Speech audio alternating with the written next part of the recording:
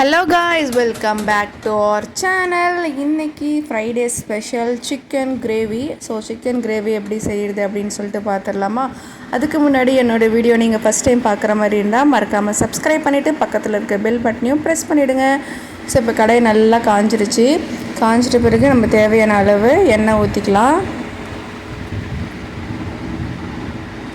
எண்ணெய் ஊற்றிட்டு சில பேர் பட்டை லவங்கம் எல்லாருமே போடுவாங்க.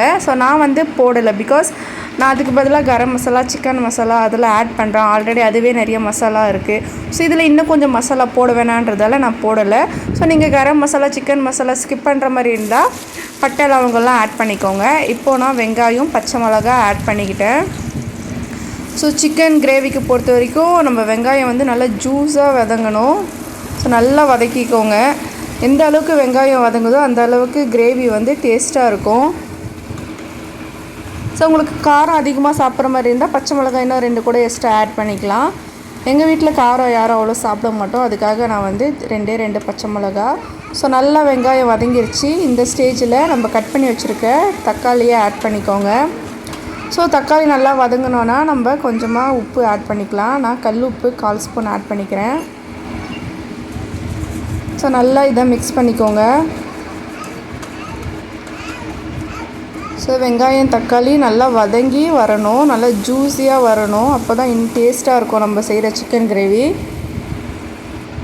இந்த ஸ்டேஜில் நம்ம இஞ்சி பூண்டு பேஸ்ட்டு ஆட் பண்ணிக்கலாம். நான் 2 ஸ்பூன் இஞ்சி பூண்டு பேஸ்ட்டு ஆட் பண்ணியிருக்கேன். இப்போ இது நல்லா பச்சை வாசனை போகிற அளவுக்கு நல்லா மிக்ஸ் பண்ணி எடுத்து வச்சுக்கலாம்.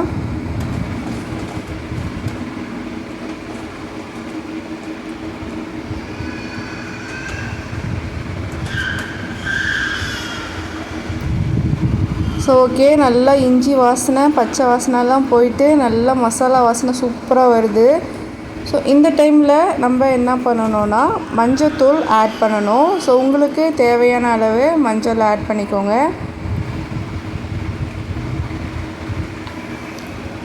மஞ்சள், தென் காரத்தூள் நான் ஆட் பண்ணிக்கிட்டேன். தென் ஜீரகம் லைட்டாக ஆட் பண்ணிக்கிட்டேன். மிளகு நல்லா தாராளமாகவே ஆட் பண்ணிக்கோங்க. நல்லா காரமாக நல்லாயிருக்கும். மிளகு நான் 2 ஸ்பூன் ஆட் பண்ணிக்கிட்டேன். தென் நான் கரம் மசாலா, சிக்கன் மசாலா கொஞ்சம் ஆட் பண்ணியிருக்கேன். உங்களுக்கு வேணான்னா இதை நீங்கள் ஸ்கிப் பண்ணிவிட்டு ஸ்டார்டிங்லேயே பட்டை லவங்கம் அதெல்லாம் நீங்கள் ஆட் பண்ணிக்கலாம். இது எல்லாத்தையும் சேர்த்து நல்லா மிக்ஸ் பண்ணிக்கோங்க.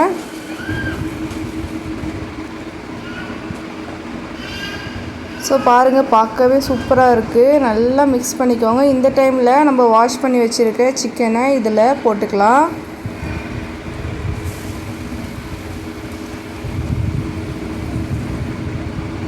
சிக்கனை போட்டு நல்லா பிரட்டி விட்டுக்கோங்க. ஆல்ரெடி சிக்கன்லேயே தண்ணி விடும். நீங்கள் தண்ணி ஊற்றாமலே வைக்கலாம். எனக்கு கொஞ்சம் கிரேவியாக வேணுன்றதால நான் இதில் இன்னும் கொஞ்சம் வாட்டர் ஆட் பண்ண போகிறேன். நார்மலாகவே சிக்கன் கொஞ்சம் நேரம் நீங்கள் சூடாகிட்டாலே அது தண்ணி விடும் ஆட்டோமேட்டிக்காக. பட் அது போதும்னாலும் நீங்கள் ஓகே. பட் எனக்கு இன்னும் கொஞ்சம் எக்ஸ்ட்ரா கிரேவி வேணும்னு ஆசைப்பட்றவங்க லைட்டாக வாட்டர் ஆட் பண்ணிக்கோங்க. நான் லைட்டாக வாட்டர் ஆட் பண்ணிவிட்டு இது நல்லா மிக்ஸ் பண்ணி விட்டுட்டு க்ளோஸ் பண்ணி வச்சுக்கிறேன். இப்போ பார்த்திங்கன்னா நல்லா கொதி வருது, நல்லா கொதிக்குது. நல்லா வேகட்டும். பார்த்திங்கன்னா நான் கொஞ்சோண்டு தண்ணி தான் ஊற்றினேன். இப்போ பாருங்கள் எவ்வளோ தண்ணி வந்திருக்குன்னு சொல்லிட்டு. இது நல்லா வேகட்டும். பார்த்திங்கன்னா இந்த அளவுக்கு இன்னும் வந்திருக்கு. இந்த கிரேவி எனக்கு போதும். இந்த டைமில் நான் என்ன பண்ணணுன்னா கருவேப்பிலை லைட்டாக மேலே தூவி லைட்டாக கிண்டி இறக்கி வச்சுருங்க. சூப்பராக இருக்கும். நீங்கள் ஒரு தடவை மறக்காமல் ட்ரை பண்ணி பாருங்கள்.